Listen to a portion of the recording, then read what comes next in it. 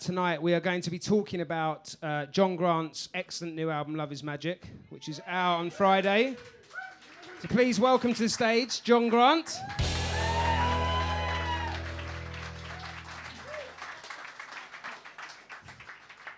See, I told you if you stayed over there this time you get a big clap. All right. Was that my voice? Good evening. How are you? I'm good. I'm good. I just,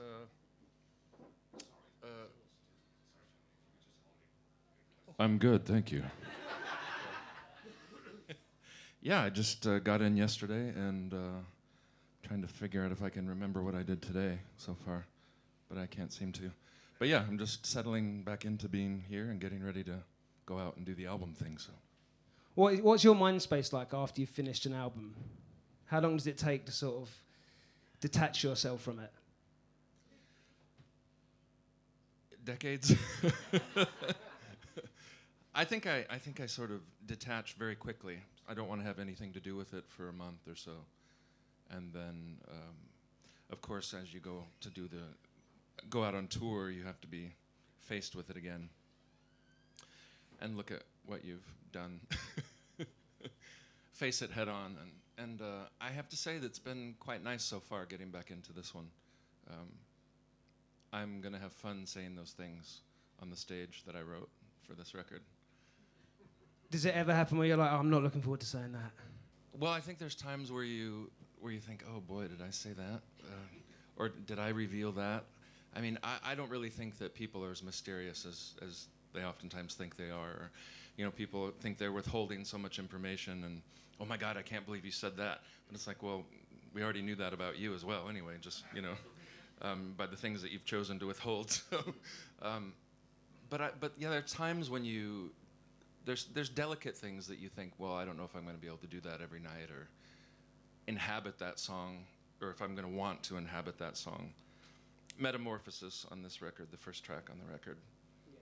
That'll be interesting to do that one. I mean, it's one of my favorite tracks on the record because I think it most resembles, for me, just a cross-section of everyday life, which I seem to sort of be obsessed with, just snapshots of the way life really is for me. Yeah, you described that as like a sort of 6D perception of what's going on in people's lives when we spoke last week. Yeah, I mean, obviously, you're inundated with things. I thought it was interesting to do a song where you know, because when you go out of your house, you've got the things that you're thinking about in your head, you've got the things that are going on in your subconscious, you've got little snapshots of little tidbits of conversations that you hear, that you pick up just by walking by people who are having conversations. And all the advertising and things that you see around you, all that stuff's going into your brain. Even if you're not doing it voluntarily, it's getting in there somehow.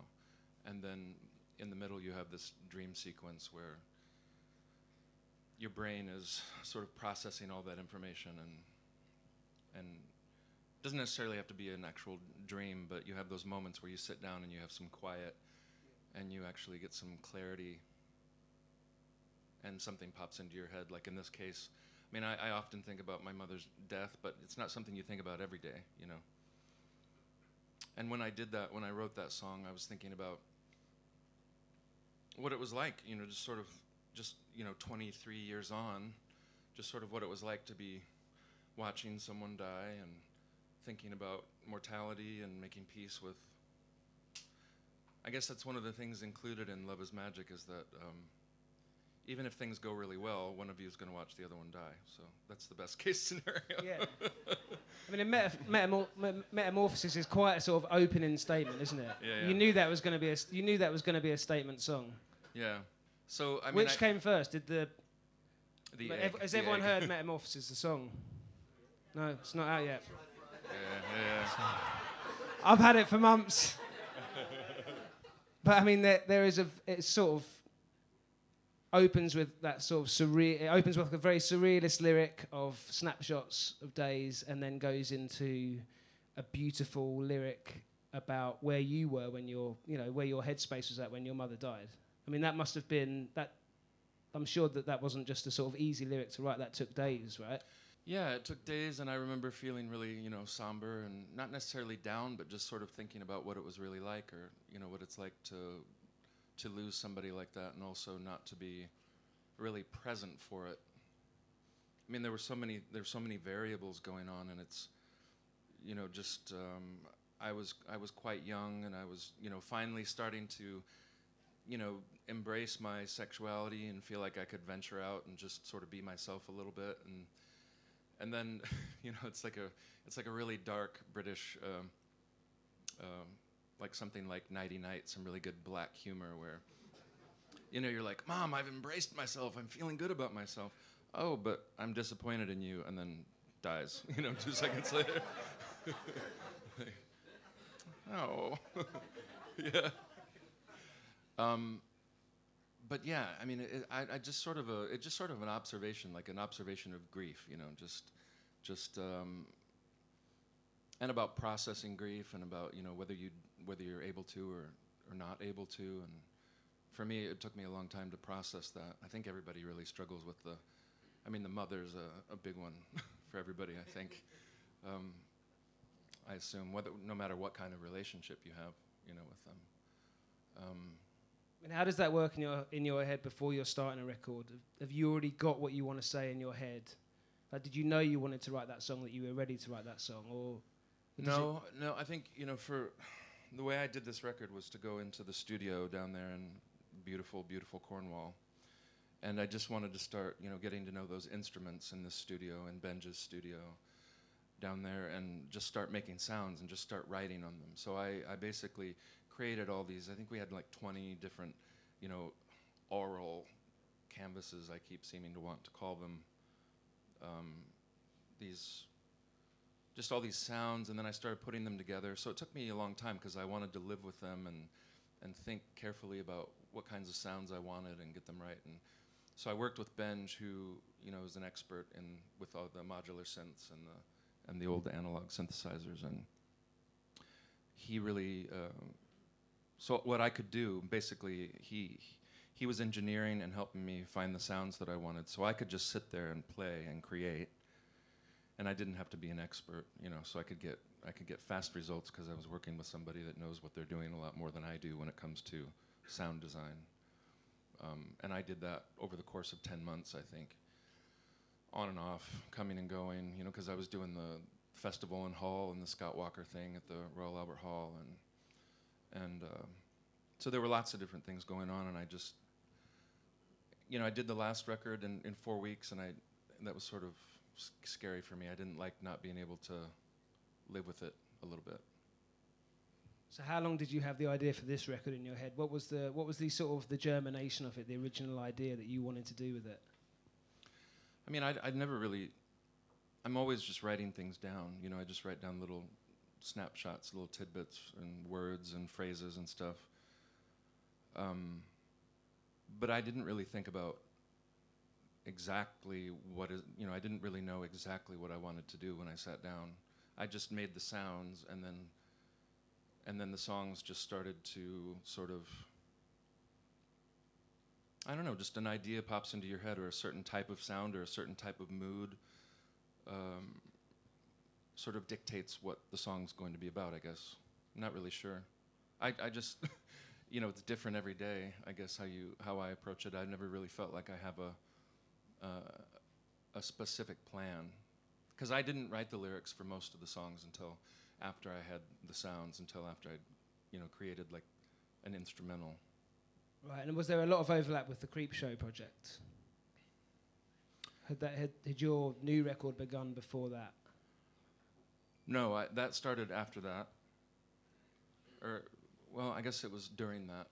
I stayed on, like, Mal, Phil, Benj, and myself. We worked together in the studio, and then the other guys would go back to their homes, and I would stay on with Benj and just start working on my own stuff.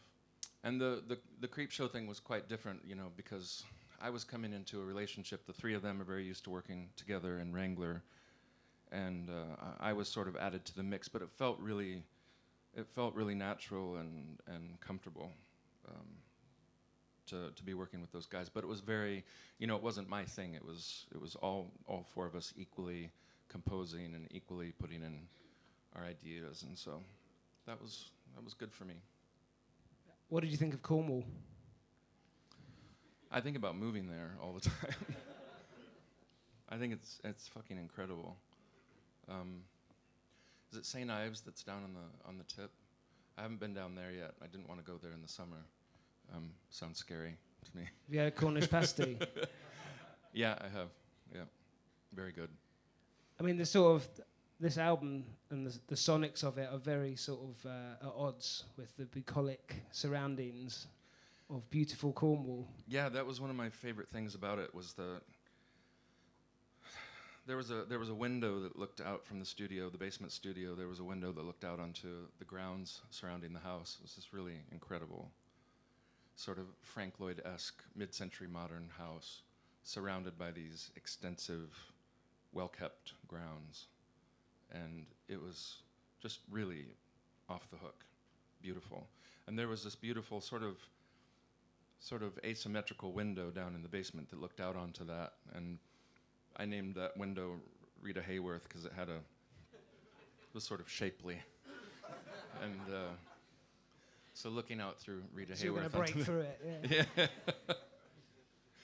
It was really incredible. So there's a photo book. There's if I may say so, a really beautiful book of photos that comes along with the album and the CD, just photos from the grounds and from the area and from Cornwall and also Texas, because I spent quite a bit of time, as it turns out, in Texas as well, once I decided that I was going to, go there to do my vocals. And how did that sort of influence the way you were approaching the album, those two sort of varied landscapes? Well, I mean, I knew that I still wanted to do the ballads that I love to do, and I just felt like I was doing something with Eric Polito from formerly of Midlake for this banquet project that he's doing, and he'd asked me to come there and write a couple of songs. So I went to Denton right after Christmas, I believe it was, and I ended up meeting up with Paul, who I hadn't really connected with Paul in a few years. He was supposed to work with me on the second record, Pale Green Ghosts, and then I had decided that I was going to do it with Biggie in Iceland, and sort of broke that off. Not just sort of feeling like I needed to make sure that I was totally in control, and I think. So Paul and I reconnected when I was back down there doing the banquet thing, and I just felt like it reminded me how much fun we had doing Queen of Denmark, and how hilarious and amazing it is when he comes up with the ridiculous and beautiful bass lines that he comes up with. And so I decided that it would be good to get him involved in this project. And it was smart because he's got this incredible music theory knowledge, and he's really good at harmony. He himself has a new album coming out, a group called Two Medicine. And he let me listen to that, and at first I was like, no, I don't want to hear your fucking record, because I don't want to feel, first of all, I don't want to feel resentful of you if it's really great. Because I might want to work with you. Yeah. It's really pathetic, but I really do feel that way sometimes. I think it's quite normal, but I'm able to talk myself out of it and just say, you've always, it's funny, your relationship changes to the music because you've been a fan all your life, and then you get into the business and start comparing yourself and competing in your mind, and so I'm able to just say with my, with that tiny little adult part of my brain, fuck off, just listen to it, You're always enriched by good music, so, quit acting like quit acting like you ain't. And so I listened to his record, and it was full of these beautiful harmonies, and so I asked him to help me with mine, because I feel like I often choose harmonies too quickly. I don't think I'm particularly bad at harmony, but I feel like I choose them too quickly, and often I don't go for, or don't realize what's available to me, because I don't have a solid background in theory like Paul does. And that really comes in handy sometimes. I think it can really hinder you, and I also think, if wielded correctly, you can do amazing things with it, of course, as well. I mean, you told me recently that the worst thing anyone could say to you was that he can't make a record without Midlake. So by working with Paul, is that you sort of accepting that you can and coming full circle on that? No, I think you know, if I'm totally honest about, I wanted to be around my friend again, and I wanted to figure out a way to be able to hang out with my friend, you know. And so working with him again was a way to just be able to hang out with him, so I could take him to Iceland, and I think I just when we met up, I realized that that was a friendship that I really needed and that I was missing, and so I don't think I was thinking about anything like that. I knew that, you know, that I would ask him to do bass lines, you know, and I knew that he would come up with stuff that would make us giggle because it was so badass, you know. And then he would say, "Oh, that's too ridiculous. Let's not use that," you know. And I'd say, "Fuck you, don't change a note." And then it would, like, "Jesus Hates Faggots" is such an amazing. And when he wrote that line for that song, it was funny because he was Midlake were having a particularly difficult time doing that, The Courage of Others, at that time. And they were in the studio during the day, and then I would come in the evening, and Paul and Eric often came into the studio in the evening, so they were working long days. But Paul seemed to really sort of let go, and we just did a lot of laughing. You know, we did the same thing with this record as well. So he seemed to be able to just let go and play whatever he wanted to, and that always turns out to be a really good thing, as far as I can tell.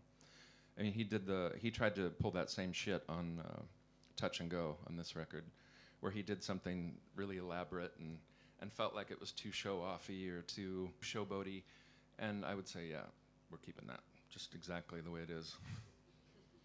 I mean, having him there, did that make you think a lot, like think back to Queen of Denmark and sort of compare and contrast? Because I imagine that each of your records has been a very different creation. It's not that way to me, because I'm always inside of this vessel, so to me it's all very similar, you know, even though to a lot of people they sound very, very different. And of course I'm aware that something like Metamorphosis, I'm sorry I keep mentioning that since you haven't had the chance to hear it yet, but... It's all right, we're going to go through loads of songs you've never heard. We're saving that for the end, isn't it, the best bit? I mean, some people say that Metamorphosis is a jarring start to the record, you know, that it's, or at least I've heard from reviews that it's an interesting way to start the record. But I think, you know, the everyday experience is quite jarring. You know, I'm just one of the things from the song. I was sitting in the tube one night, you know, I can't remember, is it the Evening Standard that they hand out? Yeah. And there was this headline. It was like, 14-year-old rapes 80-year-old man. 14-year-old boy rapes 80-year-old man, you know. And I was just thinking, fuck me. Awesome, you know. That's just what I wanted to see, you know. And you know, who knows what you're thinking about at that moment? You could be thinking about Serial or something as, you know, profound as your mother's death, and so the everyday experience is quite jarring. So I think it's a great way to start a record, because that's the way life is for every single person every day. It's a mix of all these things, all these variables that you don't get to choose, you know. Do you know when you've got an opener that sort of distills the DNA of an album? Because that's what that song does. Yeah. I knew that I wanted to start the album with that, and I knew I wanted to end the album with Touch and Go. And then putting the track listing together in the middle is quite a daunting task. It's really exciting and fun to do it, and I think the way this one turned out is, you know, because I may seem very self-absorbed, or the music may come across that way, but then the way this album progresses, I felt like it was you're dealing with yourself, and then the end of the album is this track about somebody else's story. So for me, the whole arc of the album was sort of like what my life has been like up until now, which is you're dealing with yourself, you're getting your own shit together, and then you're turning away from, you've figured this out to some extent, and you're turning away from that so that you can concentrate on other people's stories. And I don't know, I don't want to say it sounds a little wanky to say helping other people because I would never presume to be able to help somebody else, but to just to be available outwardly, you know.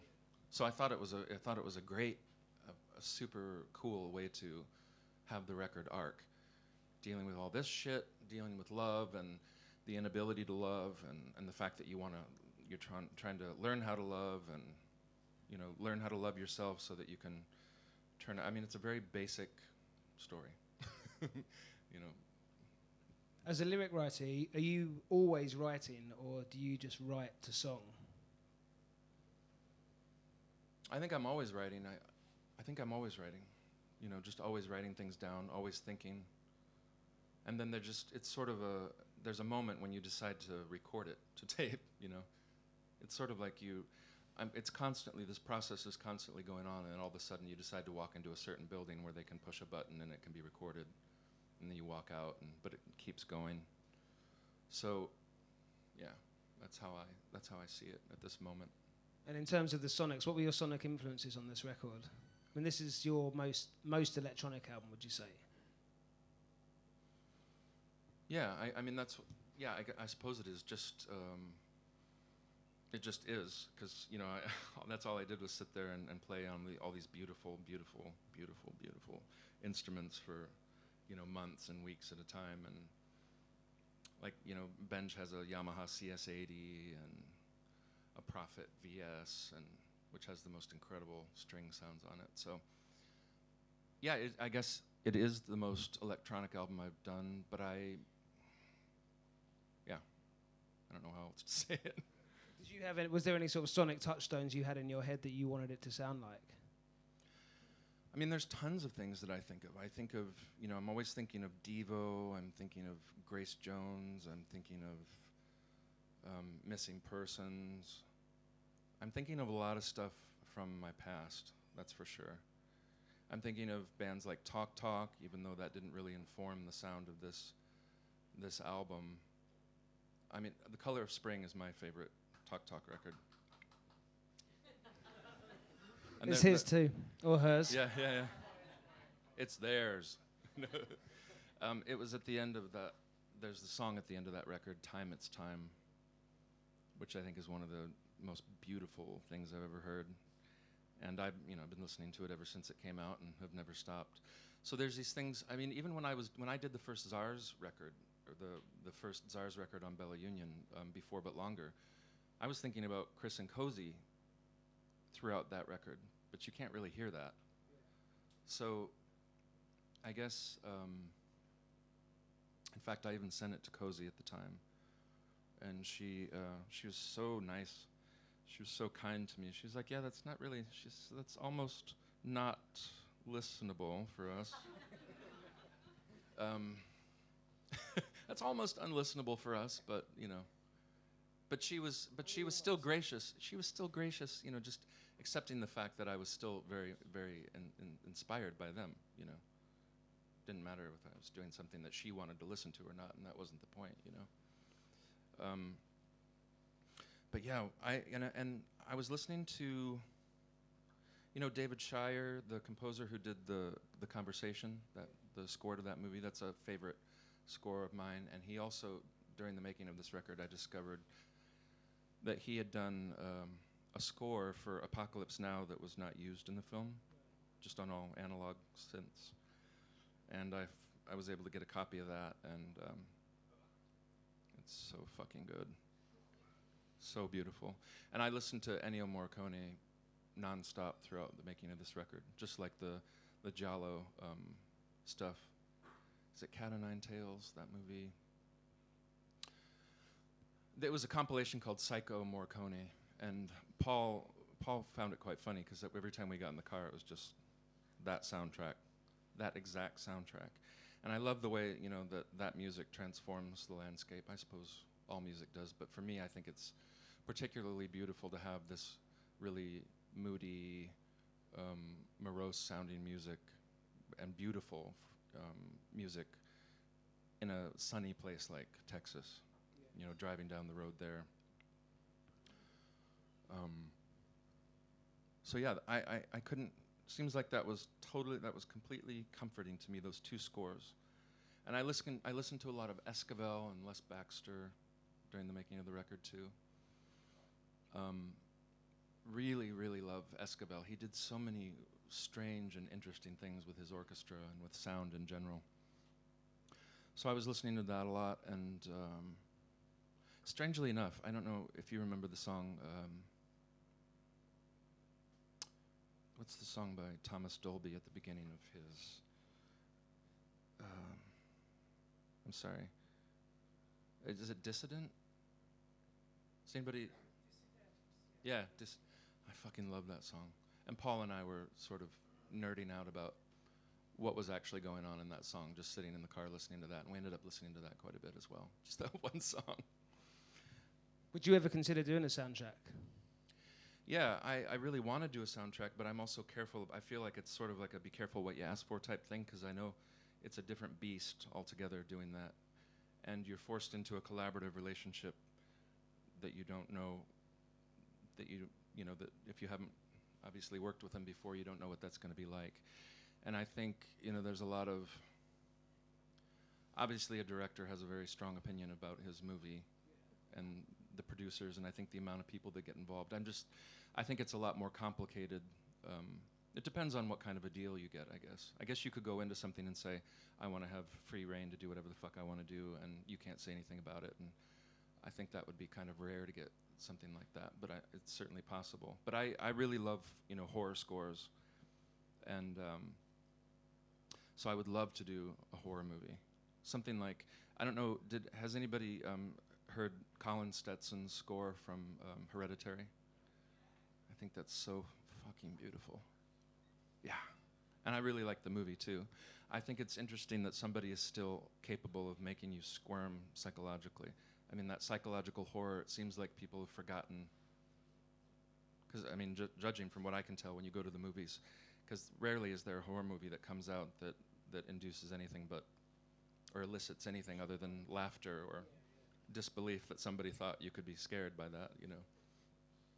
But Hereditary, it's one of those movies that can get under your skin, you know, and I really love that, and I love the creativity that Colin Stetson put into that. So I do see amazing things going on all the time in the world of scores, and I would definitely like to try my hand at that. Micah Levy, Under the Skin, I think that's a masterpiece as well. In terms of the collaborative process and who you choose to work with, how much do you debate that in your head in terms of how it's going to work? I mean, right now, I was telling Fiona today, I was like, I'm not going to fucking work with anybody anymore. I don't want to work with anybody. Didn't I just say that very thing this afternoon? Can't see whether you're nodding because I lost my glasses earlier today. She's nodding, yeah. Yeah, okay.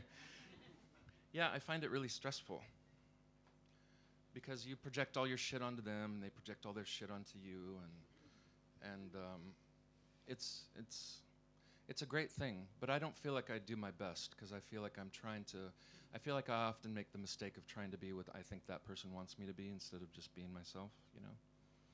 And that's an uncomfortable state of affairs, you know? And it's embarrassing and shame-inducing as well that you feel like you have to adjust yourself.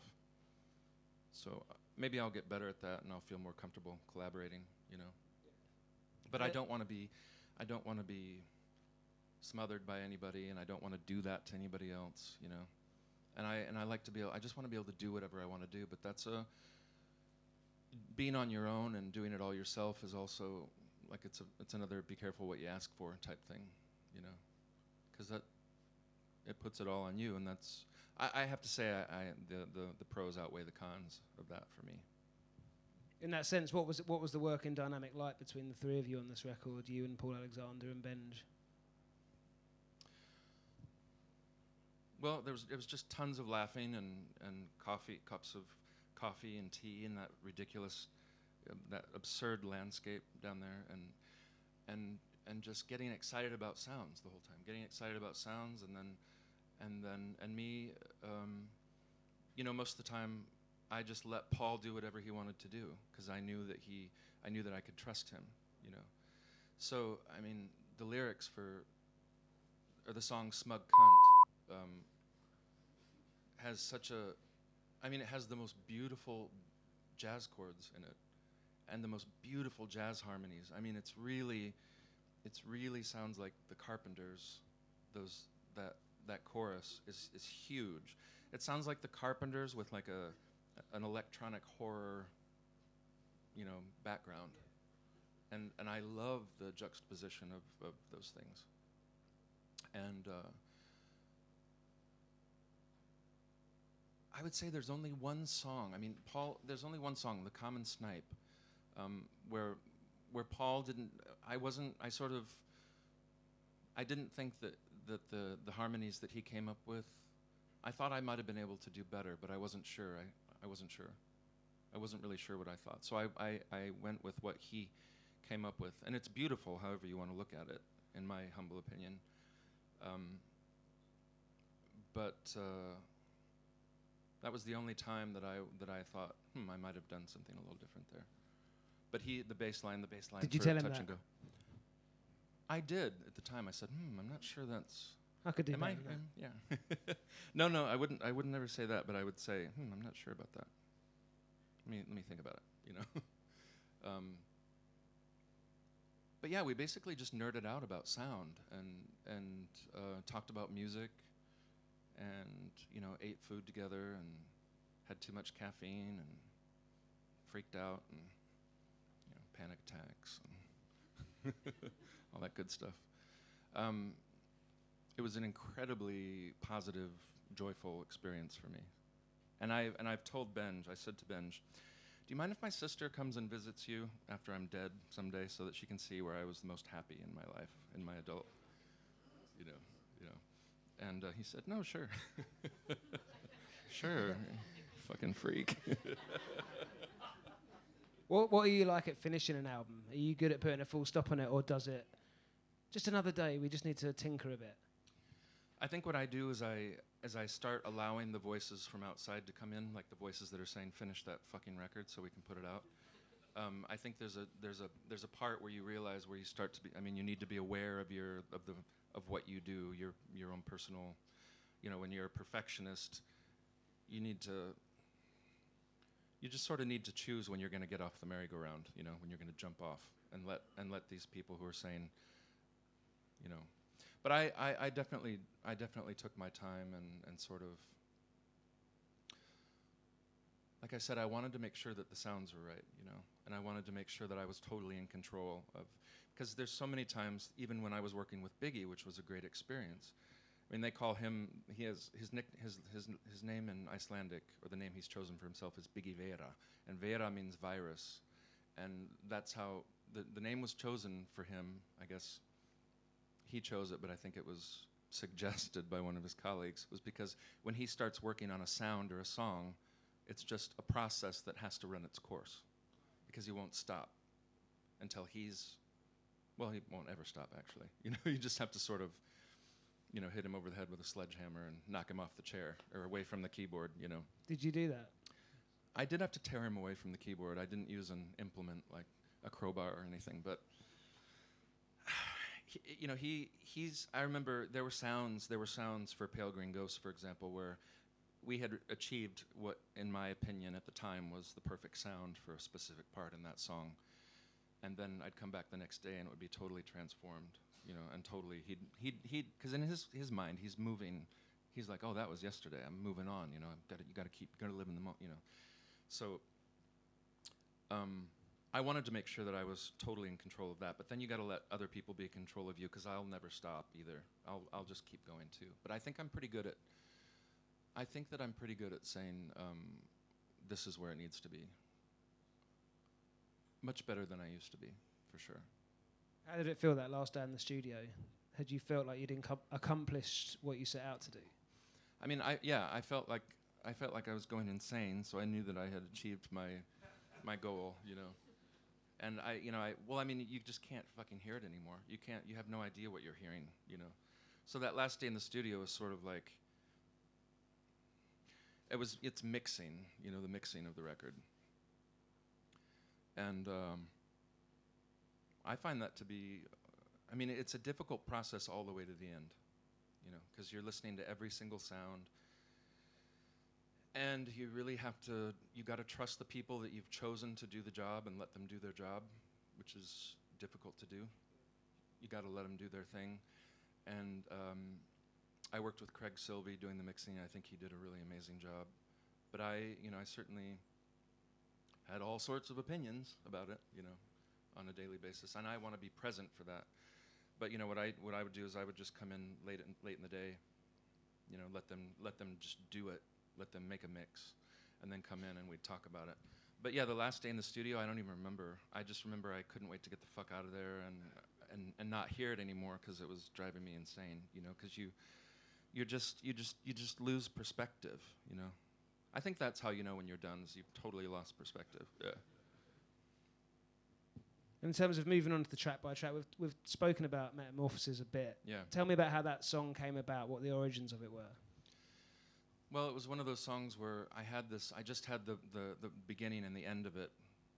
And I decided that it wasn't going to be one of those songs that, has like an A, B, or A, B, C, ABC or something like that. It was just going to be 2 bookends and then a sequence in the middle. But I just kept listening to it over the course of months. I kept listening to it. I wasn't sure what to do with it, with this instrumental. And slowly, the music sort of dictated this sort of what sounds like stream of consciousness, lyric in it. And then, when I thought about, in my mind, one needs a break from that. You need to get away from that. I thought about this dream sequence, and I thought, I love the way that it goes into this dream sequence. There's this beautiful descending, gliding Moog bass that just descends into this dream sequence. And I don't know if it sounds ridiculous, but I think the truth, it doesn't matter. The truth is that the song just sort of slowly, over the course of months, dictated what it was going to be, and it was just sort of the chaos of everyday life, and then a little oasis in the middle where you have time to think. Does that happen much, where you have a song that's been there for a long time that slowly reveals itself to you? Is that a rare occurrence? I don't think that's a rare occurrence. I think that happens a lot, but it also happens. There seems to be a few songs where you get the lyrics right away, and there seems to be a few songs where it takes months to figure out what you're going to do with them, because you don't really know what you've got there, or what you're looking at. And there's all sorts of different processes going on with each song, so I don't feel like I have one particular process. I think you just you just go. I think what you do is you just show up, you just show up and put down what comes. And tell me about Love Is Magic, the title track, your 80s power ballad, as you've described it. Well, that was one that I was just writing the chords on this beautiful string patch. I think it was either on an Oberheim expander or a Prophet VS. And I'm going to have to go and Google all these synths when I get home. Yeah. Some of them, like the Prophet VS and the Yamaha CS80, a lot of them, they keep getting more expensive. So, a Yamaha CS80 is like 20,000 pounds these days, And a Prophet VS is several thousand as well, which is from 1985. I was just sitting there playing these chords, and I thought, this sounds like a fucking 80s ballad, which I love. I love that sort of thing. An 80s power ballad, and I thought, what kind of absurd title could you come up with? This sounds ridiculous, so let's give it a ridiculous title. So I thought of Love Is Magic, just thinking about 80s artwork and 80s aesthetic and, like Mr. and Mike and the Mechanics and some of these bands from the 80s with these, seemingly absurd power ballads. So I came up with Love Is Magic, and then I started thinking about it, well, are you trying to take the piss, or what are you saying? Because you're always writing about love, so what are you actually talking about? And so I started to think about the statement "Love Is Magic." Like, could I actually make a statement like that and mean it? Yeah. And I thought about what I'd been through, and the fact that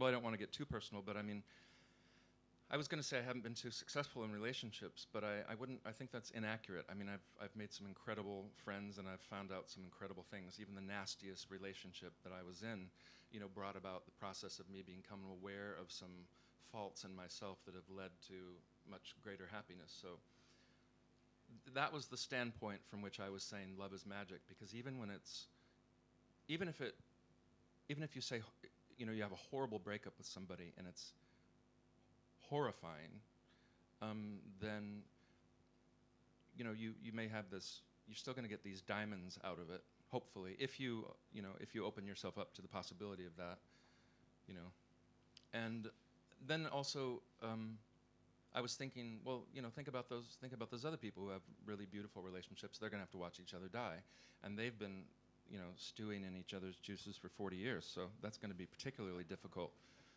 to let go of something like that. So I just thought, basically the thought behind it is be happy with what you have, and the goal in life is not to have a partnership. It's just to, knowing that you can be totally happy whether you've got somebody by your side or whether you don't at a particular time. So I was thinking about all of those angles, about what it's like to actually live with somebody, and that you should really enjoy the time that you have on your own, because it's difficult to live with somebody, even when you love them to the extent that you're able to be respectful and loving to them on a daily basis over the course of decades. It's still a fucking shit show, When did you realise that would be the title for the album as well? That would be the overarching sort of theme? Well, I thought it was a great statement for me to make, for me personally. It was sort of like taking the piss out of myself. Like you made this up as to describe this ridiculous chord riff that you're doing or whatever, or this ridiculous sound that you're coming up with. But it's sort of like, but you actually do believe that it's magic, because the truth is that you don't quit. You make these ridiculous statements like, I'm not going to allow myself to be vulnerable anymore. I'm not going to let anybody see me. I'm not going to let anybody touch me, touch my heart, or get too close to me. And you make all those stupid statements because you've been hurt. And I thought it was nice. It was sort of an act towards myself. Sort of calling, what's the word I'm looking for? Holding myself accountable. Yeah. You're saying this shit, but but you actually mean it too. So we're gonna make you use that, because, what I'm saying to myself, the voices in my head, let's actually use that. So, because you really actually do believe that, even though it sounds horrible. Once you've decided the album's called Love is Magic, is that a sort of concrete thing, or do you debate that with yourself afterwards? Well, like I said, all the sides of love, I mean, none of these things are mutually exclusive, really. You get all the shit is magic, as well as because you don't know what sorts of things are being set into motion through all the different types of things that can happen in the course of loving somebody in a friendship, or loving somebody in a romantic way, or, relationships to family and stuff like that. So there's some really ugly stuff on the record too. I mean, there's moments of rage and hatred, which I think is just totally valid as well, because that's the reality of everyday life.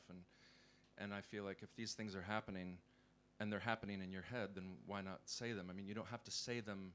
You don't necessarily have to say them in specific contexts. But when it comes to your art, you should say everything, I think, because it's all part of the whole, and it's all the truth about what's going on. Because there's a lot of ugly shit that goes through your head, and there's a lot of moments of rage, and I still have a lot of anger and rage in me for just things that I haven't been able to process, or so it's all there, and it's all good. It's all part of that. What is the angriest song on the album? Well, there's a few. I think Diet Gum is, it sounds really funny. It's quite a funny song, but there's a lot of rage going on underneath, because you're trying to manipulate somebody. You're projecting your idea of them onto them and expecting them to adhere to that. and then going apeshit on them when they don't comply or when they're unable to live up to that expectation in a very, very funny, nasty, just cruel, way.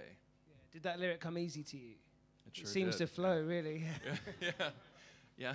I think that was so fun. Doing that Nastiness song. comes easy. Yeah, I think it. I think. Well, no, I don't know. I think when I'm dealing with friends and people, I think I come up with positive things to say to them quite easily as well. But I do really enjoy the nastiness as well. Even though I wouldn't. I don't think there's been maybe one relationship where I really sort of turned off the filter and just let it flow, and I didn't feel too good about that afterwards. I mean, you can't just say anything to somebody just because you've been with them for a long time and they know you inside and out. But I really did believe that you could, I think I romanticized or felt like when I was younger, you can say whatever the fuck you want to somebody that you're in a relationship with because you know each other. And so of course, they can never really totally take offense because they know you. But the truth is, you have to watch what you say, even when you can't just say whatever the fuck comes into your head. I'm sorry if that sounds really like a, detective of the obvious thing to say, but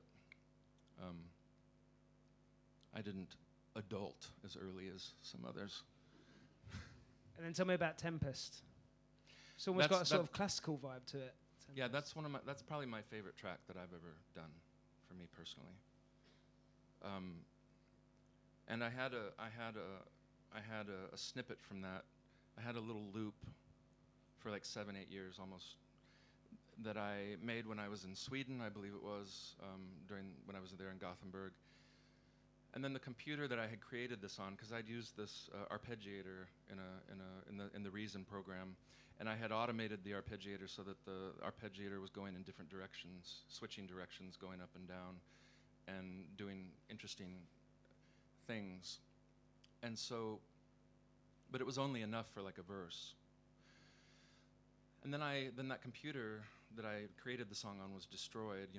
I saw it cartwheel down a flight of, cement stairs after a show in Glasgow. Did you chuck it down the stairs? I didn't. No, I wish I could say that I had, but I didn't.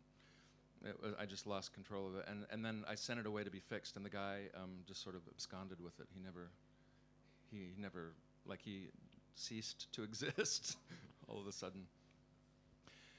And so I had this loop for years, and it was my favorite thing ever.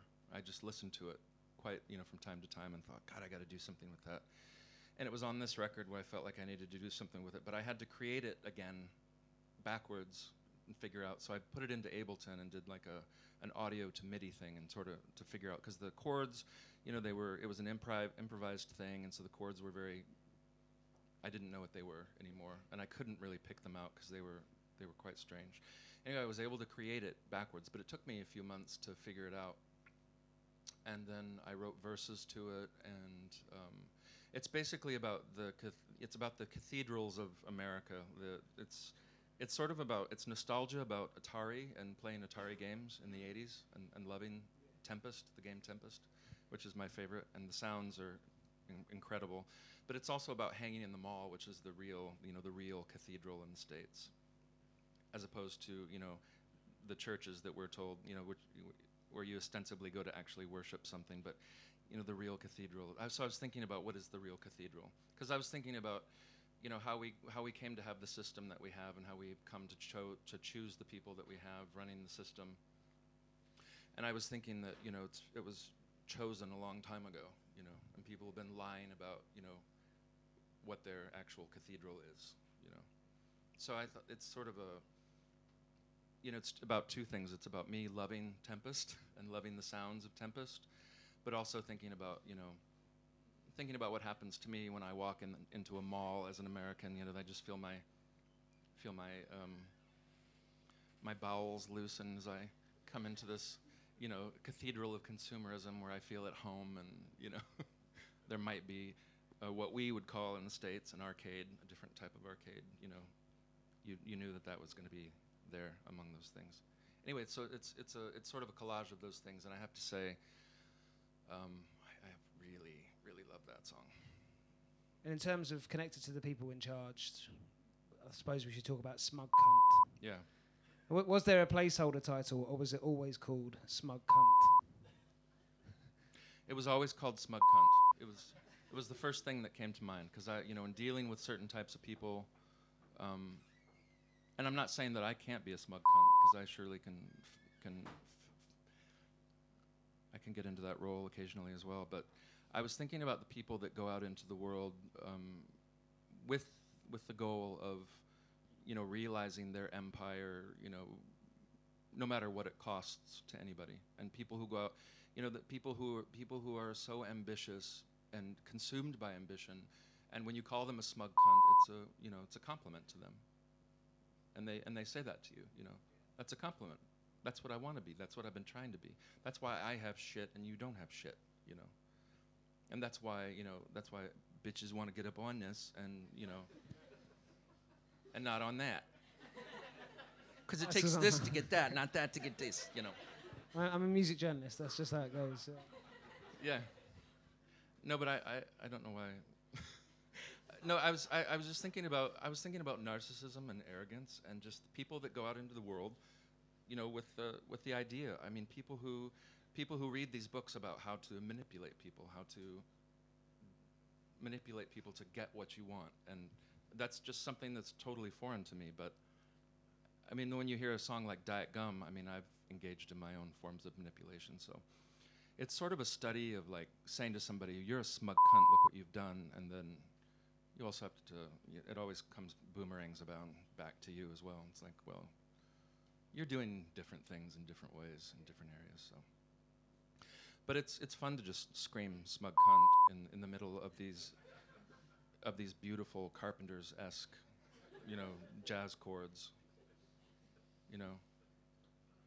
Because I do feel a lot of rage about, especially this whole Kavanaugh thing with this judge that was appointed and the circus surrounding that whole thing.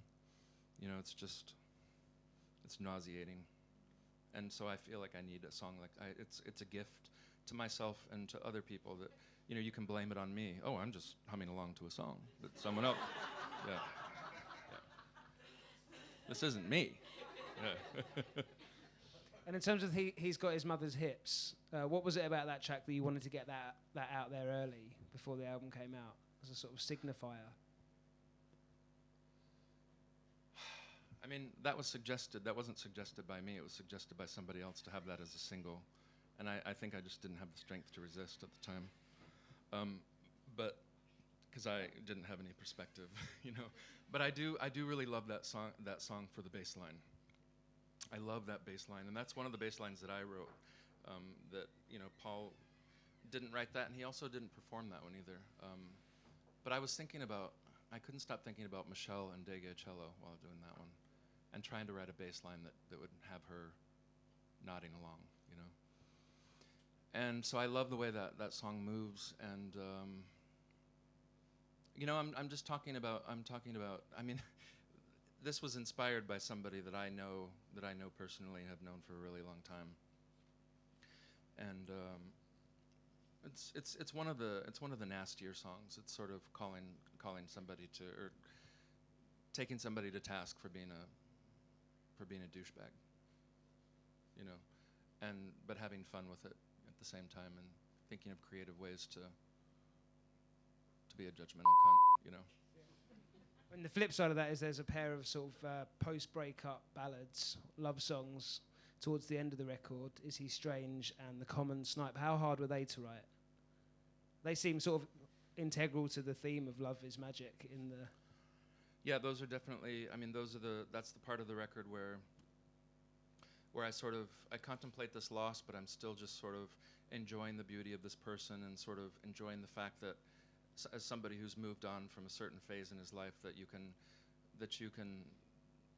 let people go and enjoy their company and let them do what they need to do and not take it personally and just also smoothly and move on with your own life.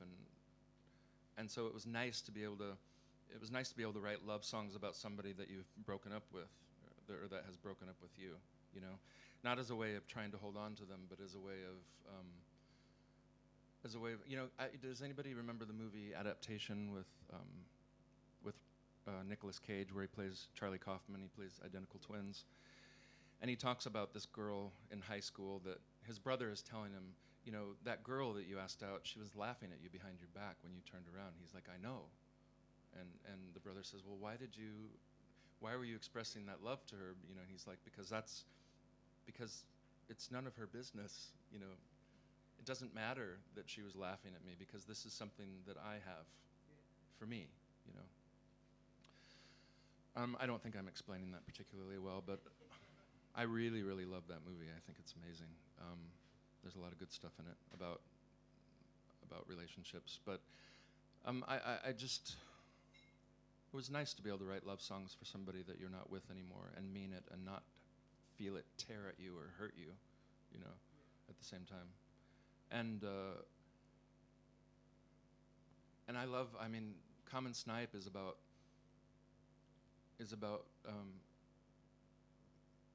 noticing that somebody can see, like like observing somebody's ability to see the world around them. In this case, it's the common snipe, which is this bird that makes a, you know, it sounds like a very, you know, uninteresting bird, you know, just the name alone. But it does this, makes this incredible sound, and you know, come to find out, it makes this sound by rubbing its tail feathers together. And I remember seeing him out in the Icelandic landscape, loving this bird, having it be his favorite bird, and noticing this thing that it does and taking it in. And I remembered somebody in his family having said, sort of off the cuff, you know, oh, he doesn't notice that shit. He doesn't notice things, you know, he doesn't take the time, you know. And it was particularly hurtful to him, and I remember just watching him out in the you know, the Icelandic landscape, seeing this bird, and it made me think about, you know, that being a reflection of his beauty as well, you know, the things that he's able to see and observe, and so that was about that. And but it's also very funny. There's a lot of funny lyrics in that one too, about birds in general, you know, talking about birds that can eviscerate you with their 6-inch claw on their toe, and so I always feel like I need to bring the horror into it somehow. And then Touch and Go at the end. Yeah, speak about that. So that's about Chelsea Manning. Yeah, I'm impressed by people who get through horrifying ordeals intact. I just think it's impressive. And I wonder, you know, I don't know what it's like to feel like you're the wrong sex, that you're in the wrong body, but this story of somebody who is, you know, called a traitor, somebody who actually feels like they're being very patriotic by coming forth and telling people what's going on behind their backs. And then is, you know, called a traitor and then goes to prison for it, and then transitions to another sex while they're in prison, and there's a suicide attempt, and but, you know, she made it out, and then she was pardoned by Obama. I think one of the last things he did before he left. The sentence was commuted, and I don't know.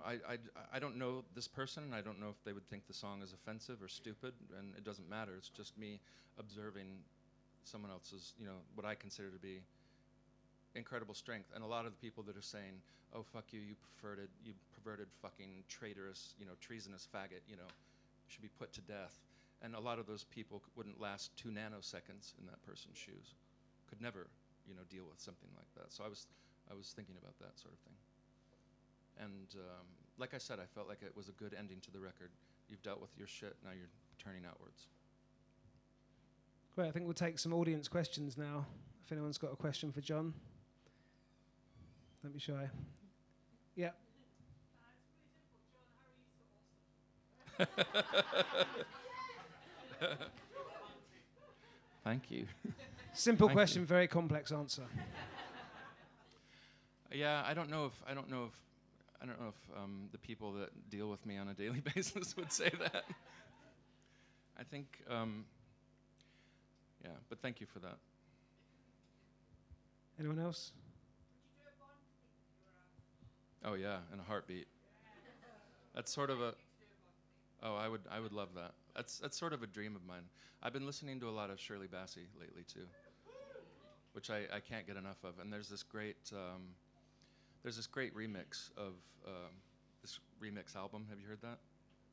With the Propellerheads Goldfinger on it, and fucking incredible versions of these songs. But yeah, I'd give my left nut to do that one. Maybe I could hit some of those notes I've been had my eye on. A question back here.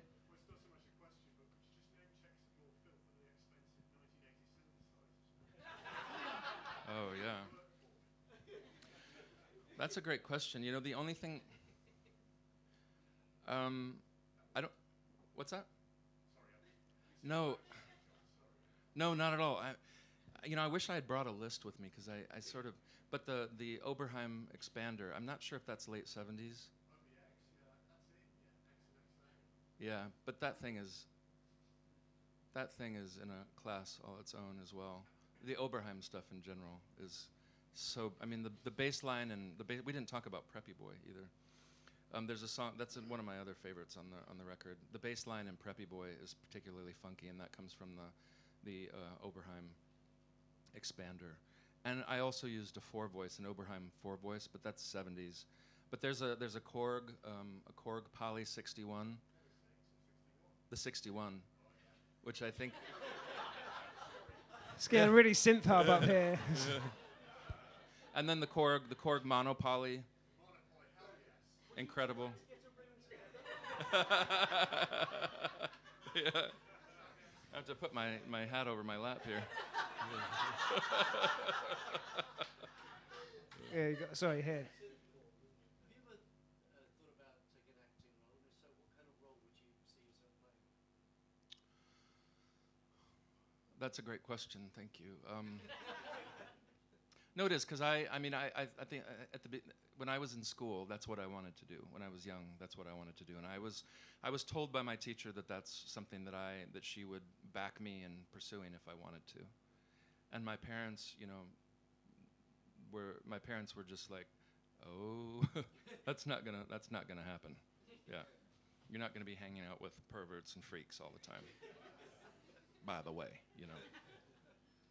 I was even taken to a talent agency once, and I was just terrified because my parents were with me, so I couldn't be myself, and I was just looking down, and the guy was just like, yeah, you might want to deal with that acne thing you got going on there, and they sent me away, and I never, I didn't pursue it after that, but I think I really like roles like, I think I would like those indie movie roles where you see transformations. I mean, I'd want to be in a horror movie, maybe like a psychological horror movie, something like Hereditary, or something where you see somebody going through a horrible transformation, because I've always been fascinated by this whole metamorphosis thing, the Franz Kafka thing, and then also in movies, I particularly like horror movies where somebody goes through some sort of horrible transformation into some sort of horrible creature like The Fly. Those sequences where the ear's dropping off and the nose is dropping off, and I'd want to do something like that, but I love, I'm trying to think of I really hate that I can't think of all the movies that I love. You wrote beautiful melodies. Mm. It was like, because we were driving our car Mm. abroad somewhere, listening to beautiful music, and my wife said, this man has issues. Have you been in therapy, or do you receive therapy? Because you sound like you have a lot of anger. Yeah. That took a turn, didn't it? Yeah. Is that what you really wanted? She's a therapist, not me. Yeah. Well, I mean, I've had 20 years of therapy, so I mean, but I mean, it's a totally valid question, and I ask myself, I sort of keep myself in check. I go and talk to somebody when I feel like my toolbox is getting empty, But I have so many tools to deal with the anger. But I do. Anger's a tough one because, when it comes to expressing yourself, expressing anger, I mean, that's the way I grew up in the States. I feel like, and I talk about this in Smug Cunt, I feel like the way that I was taught to be a man was that if people aren't afraid of you, then you're a weakling and you're a failure. And that's the way to be a successful male, is for people to fear you.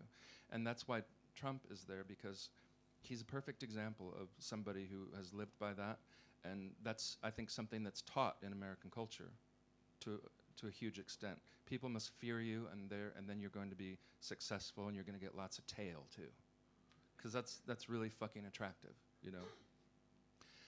And so, my anger issues, you know, when you grow up taking a lot of shit from people because you feel like you deserve that, because you believe the things that they're saying to you, this, you know, rage comes about, and then you feel like you feel weak because you didn't retaliate, you know. And people say to you too, you brought this on yourself because you're walking around, you walk around looking weak. You brought this on yourself. That's the worst thing. But the ultimate worst thing is thinking back on it and thinking, I couldn't stand up for myself because I felt like I deserved to be treated the way that I was. And then you feel a lot of shame because you think, why is it that some people can understand that what's being done to them is absurd and bullshit, and why did I buy into it? But you know, you learn to forgive yourself, and you learn to be gentle with yourself, and you learn that following through on your anger is not the answer. So even if I still have issues with it, and I probably will for the rest of my life, you get a toolbox where you're able to say, yeah, it could go in that direction, but we don't let it go in that direction because we know the truth, which is that's not the way, you know. A question right at the back there. Yeah. I'm going to be getting some of that real soon here.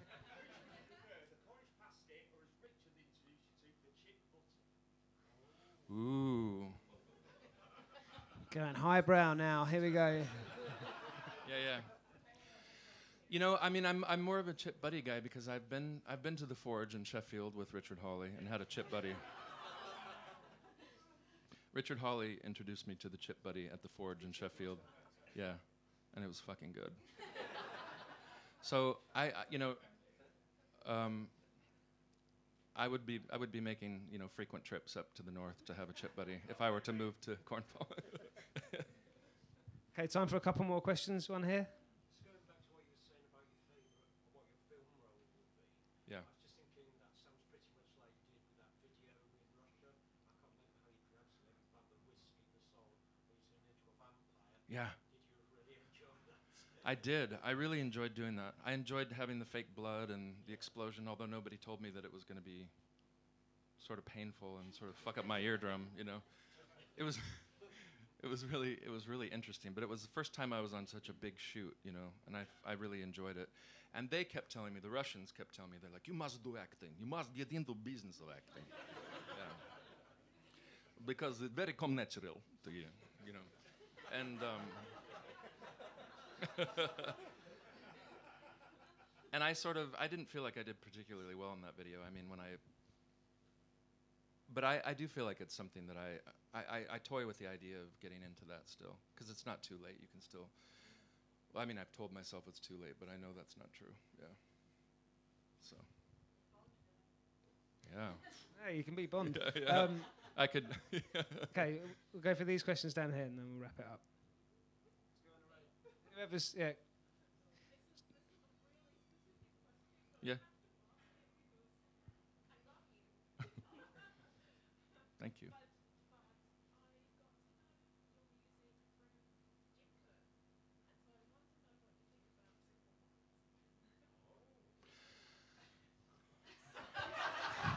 Say something nice about Simple Minds. No, I really like them, and I like him. I mean, I grew up when I was in high school. I mean, Breakfast Club was a big deal for me, and that was, you know, I wasn't listening to. I keep forgetting the name of the record. That's so fucking amazing, because they've gone through a lot of transition sound-wise. But I mean, that song was an anthem for. What? Yeah, Don't You Forget About Me from the Breakfast Club was quite a big anthem for me the year it was 1986, I believe, or 1985, something like that. But what's the name of the iconic Simple Minds album with gold in the title? Yeah. I mean, that's an amazing fucking record. So I've met him, and he was really lovely. I went up to him and I said, "Hey, I think you're awesome." And he was just very, very kind And so, yeah, I think thumbs up on all counts there. Right, one more question. Your readings of the Scott Walker songs are just extraordinary. Oh, thank you. Would you ever consider recording his songs for a collection? Because it seems that you are born to interpret his work. Thank you. I was really, thank you for saying that, because I was really shitting my pants, because I knew that he was going to be in the audience, And people, before I went on stage, I had all these interviews where people were asking me, so, Scott's going to be in the audience tonight. And I was just like, yeah, I fucking know that. I've been told. I've been told over and over today, I mean, they're difficult songs, but I was really, really happy with the way it went that night. And I would definitely consider doing something like that. I think he's just astounding, incredible. I also want to do a Christmas album, by the way. Yeah, I mean, I was just like Johnny Cash. He's got Tammy Wynette. A lot of those. There's the Tammy Wynette. One of the Tammy Wynette Christmas albums I have is particularly incredible. Amazing. The Barbra Streisand Christmas album, where she's in her dressing gown on stage. Yeah, but I am a big Christmas guy. I've only had one idea for a Christmas song, which I don't know if I would put on that album, because I really like the classics, like Oh Holy Night and all that stuff. Johnny Mathis, for example, Christmas album is amazing too. But I have an idea for a Christmas song called I'll Have Shoulders by Christmas, which is about, let's see, it's like, I'll have shoulders by Christmas, and I'm having a chin installed, because last night, I'll have shoulders by Christmas, and I'm having a chin installed, because last night when I undressed, your face looked so appalled. You've got 2 months to get it done. Yeah. I think we'll wrap it up. Thank you very much for coming. Thank you, John. Thank you. Thank you.